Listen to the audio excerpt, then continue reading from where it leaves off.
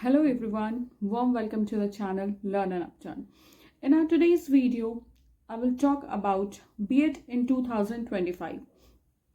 2025 में अगर आप B.Ed करना चाहते हैं तो आप कैसे B.Ed के कोर्स में खुद को एनरोल करा सकते हैं, कैसे आपको गवर्नमेंट कॉलेज मिलेगी, कैसे आप एडमिशन ले सकते हैं, क्या कट ऑफ है, इन सारे टॉपिक्स पे हम आज की इस वीडियो में बात करेंगे।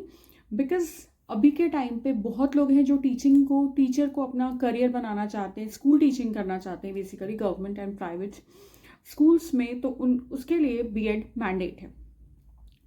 तो विदाउट एनी फर्दर डिले इस वीडियो को शुरू करते हैं। वीडियो की स्टार्टिंग में मैं आपको बताना चाहूँगी, 2 डाउट्स रहता है बेसिकली लोगों के माइंड में, मुझे ऐसे कमेंट सेक्शन से इस बात का पता चलता है। पहला डाउट ये रहता है, बहुत लोगों का ऐसा कमेंट आता है कि B.Ed करना अभी के टाइम पे यूजलेस है। तो मैं एक बहुत सिंपल, क्रिस्प एंड शॉर्ट आपको यहाँ पे एक्सप्लेनेशन देना चाहूँगी या इन्फॉर्मेशन देना चाहूँगी कि अगर आपको स्कूल टीचिंग करनी है 6 to 12 तक के लिए तो B.Ed इज मैंडेट।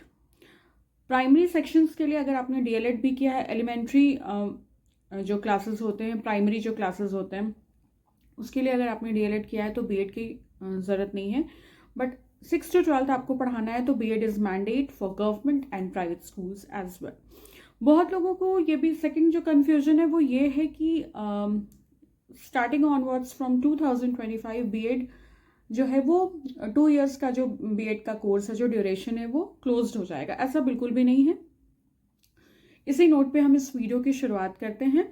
B.Ed आप कब कर सकते हैं? B.Ed आप क्लास 12 के बाद भी कर सकते हैं, B.Ed आप ग्रेजुएशन के बाद भी कर सकते हैं या पोस्ट ग्रेजुएशन के बाद भी कर सकते हैं, बट आपका जो ड्यूरेशन है वो चेंज हो जाएगा। अगर आप 12 के बाद B.Ed करना चाहते हैं तो आप 4 year वाले इंटीग्रेटेड कोर्स में खुद को ज्वाइन कर सकते हैं, जिसमें आप BA B.Ed कर सकते हैं, BSc B.Ed कर सकते हैं या BCom B.Ed कर सकते हैं। मतलब आपको 2 डिग्री एक साथ मिलेगी। कितने ड्यूरेशन में? 4 years के ड्यूरेशन में आपका ग्रेजुएशन भी हो जाएगा और B.Ed का डिग्री भी साथ साथ आपको मिल जाएगा, जिसमें 4 साल लगेंगे, जैसा कि मैंने आपको बताया। ठीक है, कोई भी स्ट्रीम वाले कर सकते हैं। अगर आपने ग्रेजुएशन कर रखा है देन आप B.Ed करना चाहते हैं तो B.Ed का ड्यूरेशन आपका 2 साल का होगा। पोस्ट ग्रेजुएशन कर रखा है देन ऑल्सो अगर आप B.Ed करना चाहते हैं तो आपका B.Ed का ड्यूरेशन 2 साल का होगा। ठीक है, अब बात करते हैं कि B.Ed किन्हें करना चाहिए, क्यों करना चाहिए। तो मैं आपको शॉर्ट में बताना चाहूँगी, ये आपके टीचिंग स्किल्स को एनहांस करता है और आपको कंप्लीट इन्फॉर्मेशन देता है कि starting from entering the school premises, वहाँ से लेके पढ़ाने तक सारी चीज़ें, कैसे पढ़ाना है, क्या स्ट्रैटेजीज होनी चाहिए, कैसे आप स्टूडेंट्स को हैंडल करेंगे, कैसे आप अपना TLM प्रेजेंट करेंगे, जो आपका कंटेंट है जो आपने प्रिपेयर किया है, जो लेसन प्लान बनाया है, वो स्टूडेंट्स को के सामने आप कैसे प्रेजेंट करेंगे, सारे स्टूडेंट सेंट्रिक एनवायरनमेंट आप कैसे क्रिएट कर सकते हैं, ये सारी चीज़ें आपको B.Ed के कोर्स के दौरान स्टेप बाय स्टेप बहुत मिनट डिटेल्स आपको बताई जाती हैं, ताकि आप एक स्किल्ड और बहुत ही ज़्यादा रिस्पॉन्सिबल टीचर की क्वालिटीज़ आपके अंदर डेवलप हो सके। और अगर आप, जैसा कि मैंने वीडियो के स्टार्टिंग में भी बताया कि B.Ed जो है वो स्कूल टीचिंग के लिए मैंडेट है। अभी बात करते हैं एडमिशन के बारे में। कोई भी स्ट्रीम वाले हों आप B.Ed आराम से कर सकते हैं, not a problem at all. आपके सब्जेक्ट कॉम्बिनेशंस उस अकॉर्डिंग चेंज हो जाएंगे। तो आपको मतलब कैसे एडमिशन मिलेगी आपको B.Ed में? एंट्रेंस एग्जामिनेशन होती है, बहुत जगह पे मेरिट बेसिस पे भी लिया जाता है। ग्रेजुएशन में आपके 50 to 55% होने चाहिए या पोस्ट ग्रेजुएशन में 50 to 55% मार्क्स होने चाहिए। ये जो कट ऑफ है ये university to university, state to state थोड़ा वैरी भी करता है, बट बेसिकली यही है। तो आप एलिजिबल हैं B.Ed के कोर्स में खुद को एनरोल कराने के लिए। आपको एंट्रेंस एग्जामिनेशन के थ्रू B.Ed के कोर्स में खुद को एनरोल कराना है। Entrance examination almost most of the places पे अप्रैल के अराउंड होगी। अप्रैल 2025 में आपकी B.Ed की एंट्रेंस एग्जामिनेशन होगी, जिसके फॉर्म्स आप फेब से ही फिल कर सकते हैं। ऑनलाइन आपको फॉर्म्स फिल करना होता है एंड एग्जाम का पैटर्न जो भी हो, ऑफलाइन या ऑनलाइन, वो होता है। ठीक है, अगर आप इस वीडियो के नीचे कमेंट करेंगे कि क्या पैटर्न है एग्जामिनेशन का, क्या सिलेबस है, तो उस पर मैं एक सिलेक्टिव डिफरेंट वीडियो बनाकर लाऊंगी आपके लिए, ठीक है। और उसमें जो आपका कट ऑफ आता है उसके बेसिस पे ही आपको गवर्नमेंट कॉलेज और प्राइवेट कॉलेज मिलता है। गवर्नमेंट कॉलेज की बेनिफिट ये होती है कि थोड़ा फ़ी कम होता है as compare to private college, and कुछ जगह पर प्रेफरेंस मिलती है आपको गवर्नमेंट बीएड कॉलेज से बीएड करने से प्लेसमेंट्स वगैरह में। दोनों ही कोर्स वैलिड है, दोनों ही कोर्स की इक्वल इम्पॉर्टेंस है, बट कुछ जगह पर आपको 0.5% ज़्यादा की प्रेफरेंस मिल सकती है गवर्नमेंट कॉलेज से बीएड करने से। बेसिक डिफरेंस ये है कि कोर्स का जो फ़ी स्ट्रक्चर है वो उसमें काफ़ी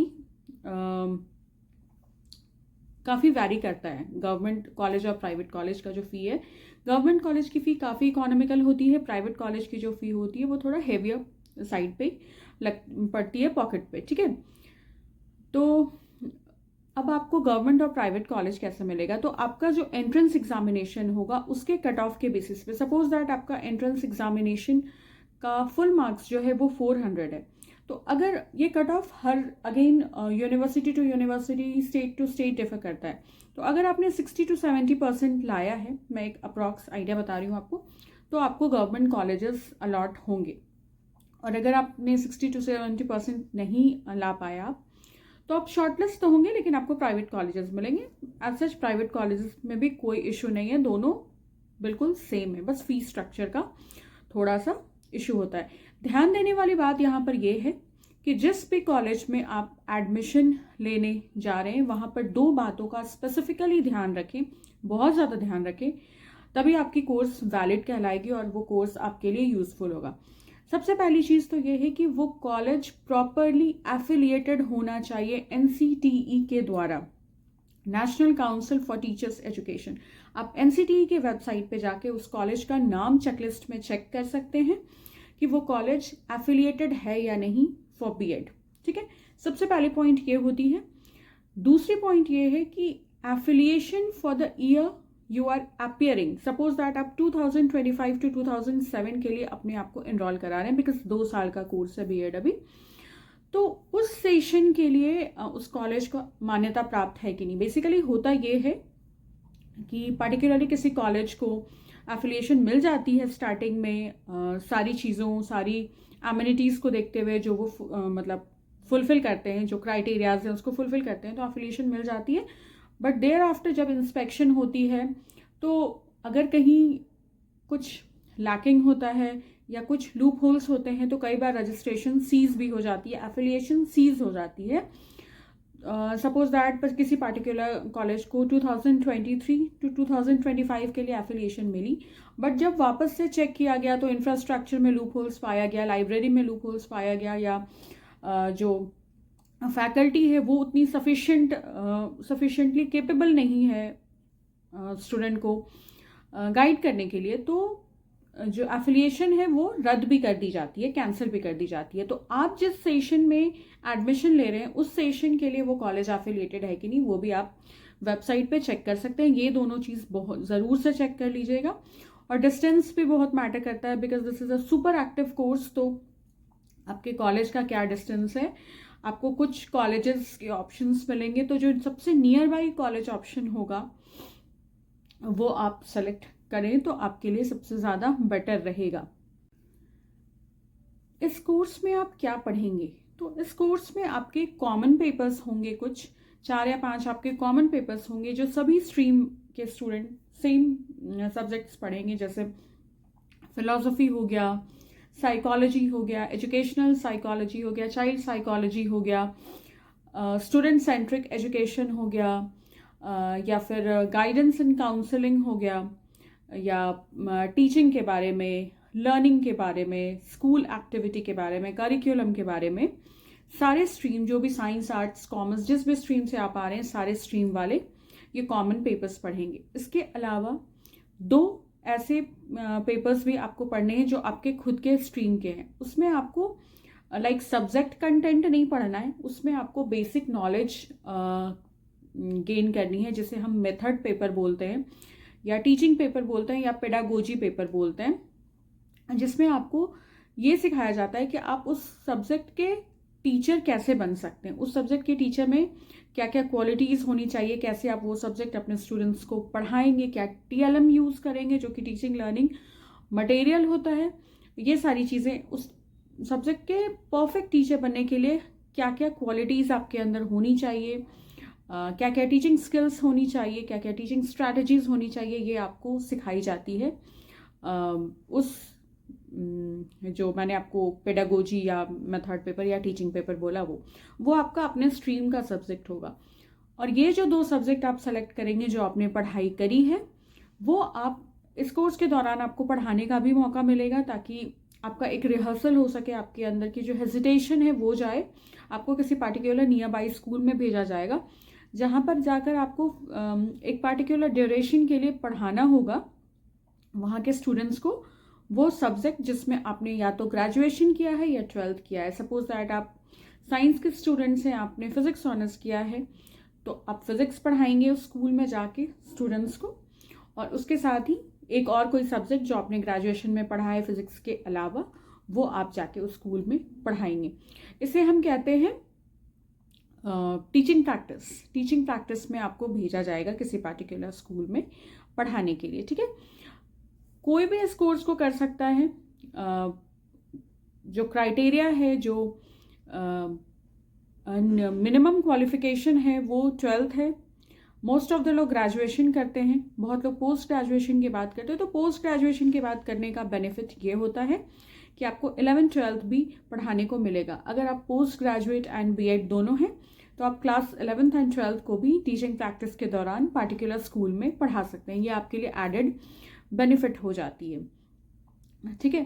तो आई थिंक इस वीडियो में मैंने काफ़ी टॉपिक्स कवर किए कि आप कैसे एडमिशन ले सकते हैं, क्या चीज़ आपको देखनी चाहिए, क्या स्कोर क्राइटेरिया है, कितने मार्क्स आपके होने चाहिए एडमिशन के लिए, या आपको गवर्नमेंट और प्राइवेट कॉलेज कैसे मिलेगा।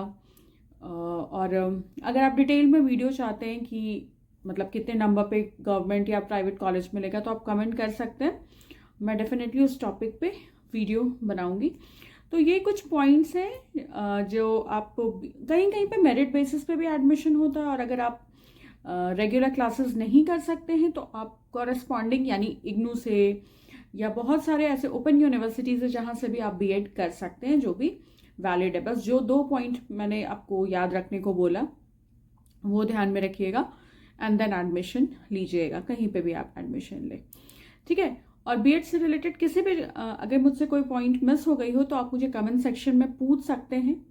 हालांकि मैंने सारे टॉपिक्स को कवर करने की कोशिश करी। Age limit age such, age bar भी बहुत लोग बोलते हैं, तो आपका मिनिमम वो 12th या ग्रेजुएशन ही होना चाहिए। एज सच कोई एज लिमिट मैक्सिमम और मिनिमम लिमिट नहीं है एज बार के लिए, नो एज बार है, मैक्सिमम लिमिट तो खैर कुछ भी नहीं है। ये सारी चीज़ें, एंड देन आप उसके बाद प्राइवेट स्कूल टीचर या गवर्नमेंट स्कूल टीचर बन सकते हैं अगर आपने कोई स्टेट या नेशनल लेवल पे एग्जामिनेशन क्रैक किया तो, ठीक है। So that's all for this video, जिसमें मैंने आपको B.Ed 2025 के लिए अपडेट किया। अगर आपको कुछ और पूछना है या इससे रिलेटेड ही पार्ट 2 वीडियो या किसी स्पेसिफिक टॉपिक पे वीडियो चाहिए तो प्लीज़ कमेंट सेक्शन में आप लिखें जाकर, मैं डेफिनेटली उस टॉपिक पे वीडियो बनाऊंगी। If you find this video helpful and informative then kindly subscribe to my channel learn and upturn. That's all for this video. Thank you so much for stopping by and watching.